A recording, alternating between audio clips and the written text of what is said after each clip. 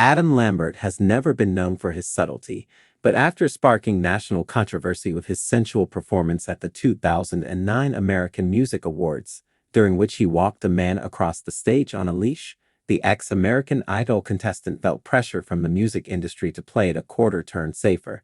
Soon, he found mainstream success. In 2012, he became the first out-gay musician to debut at the top of the Billboard charts, and he was chosen as Freddie Mercury's successor as a touring vocalist with Queen that same year. But recently, Lambert has started feeling more comfortable letting his walls back down and incorporating more of his outright proclivities back into his art. Although he often likes to beat his face for the heavens and wear weird clothes for nights out, he tells me over Zoom he only recently came to a career-altering realization. Why am I not doing that in my art? Why am I toning it down? Enter the Singer's Afters EP, which will be released on July 19, consisting of 6 songs that seem ready-made for blasting at a circuit party. The EP represents Lambert's boldest work yet, mostly because the lyrics are raunchy as hell. Be a real good boy and lube it up, he sings over a fist-pumping techno beat on the aptly named The MUB, which is only a small taste of the hedonistic pleasures that the EP sought to capture. I've experienced a lot, and I know what I know, Lambert says of his time navigating an often turbulent industry. Given the way that the pop landscape has shifted to celebrate overt queerness, it would be understandable if the backlash he faced at the beginning of his career made him bitter about that progress. But the singer has nothing but pride and admiration for his fellow queer musicians, including, to name a few, Chappell Roan. I mean, how exciting is her moment that she's in right now? He gushes. Michaela J. Rodriguez and Lil Nas X, the latter of whom has similarly been criticized for his own super gay awards show performances. There's many of them now, he says before correcting himself. Many of us. And I think that gives me a lot of inspiration. On the heels of a post-Pride Fire Island excursion, Lambert spoke with them about his newfound creative freedom, the homophobia he faced earlier in his career, and his message to his 2009 self. What were some of your musical inspirations behind the songs on the EP?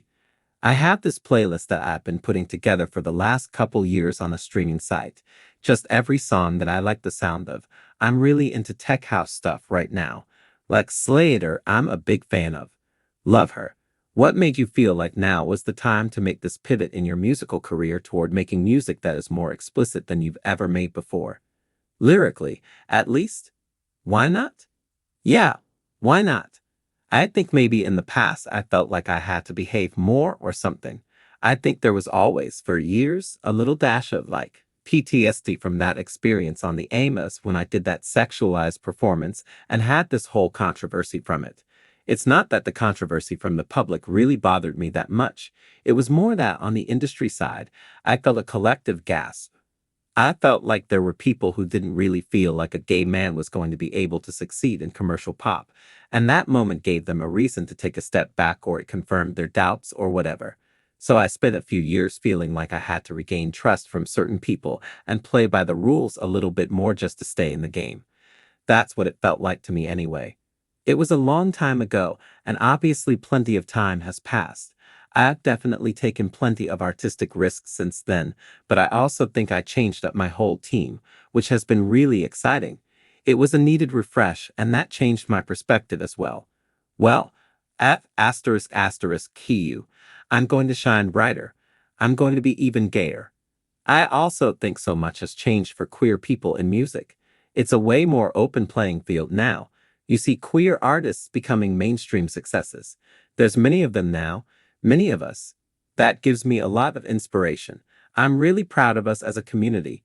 I'm really proud of all the people who I see coming up, getting to do their thing, and finding success from the public.